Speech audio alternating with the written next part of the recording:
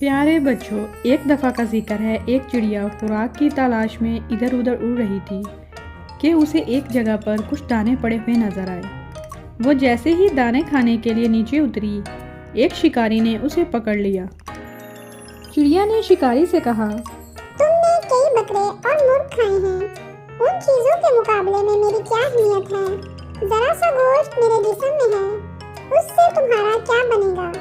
تمہارا تو پیٹ بھی نہیں بھرے گا، لیکن اگر تم مجھے آزاد کر دو تو میں تمہیں 3 نصیحتیں کروں گی جن پر عمل کرنا تمہارے لیے بہت مفید ہوگا۔ ان میں سے ایک نصیحت تو میں ابھی کروں گی، جبکہ دوسری 2 نصیحتیں اس وقت کروں گی جب تم مجھے چھوڑ دو گے۔ اس شخص کے دل میں تجسس پیدا ہوا کہ نہ جانے چڑیا کیا فائدہ مند نصیحت کرے۔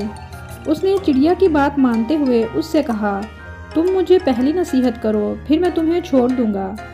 چڑیا نے کہا، میری پہلی نصیحت یہ ہے کہ جو بات کبھی نہیں ہو سکتی اس کا یقین مت کرنا۔ یہ سن کر اس آدمی نے چڑیا کو چھوڑ دیا اور چڑیا اڑ کر ایک درخت پر جا بیٹھی۔ میری دوسری نصیحت یہ ہے کہ جو بات ہو جائے اس کا غم نہ کرنا۔ اور پھر کہنے لگی، تم نے مجھے چھوڑ کر بہت بڑی غلطی کی، کیونکہ میرے پیٹ میں پاؤ بھر کا انتہائی نیا پتھر ہے۔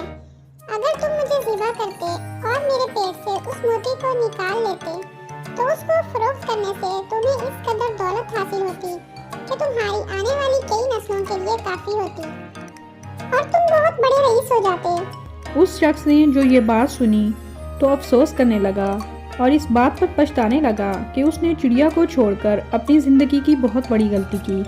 اگر اسے نہ چھوڑتا تو میری نسلیں سنور جاتی۔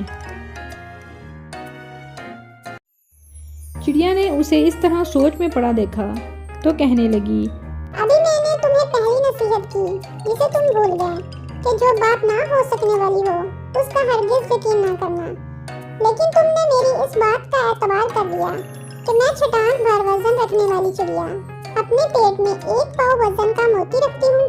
کیا یہ ممکن ہے؟ میں نے تمہیں دوسری نصیحت یہ کی تھی کہ جو بات ہو جائے اس کا غم نہ کرنا، مگر تم نے دوسری نصیحت کا بھی کوئی اثر نہ لیا اور غم و افسوس میں مبتلا ہو گئے کہ خواہ مجھے جانے دیا۔ تمہیں کوئی بھی نصیحت کرنا بالکل بیکار ہے۔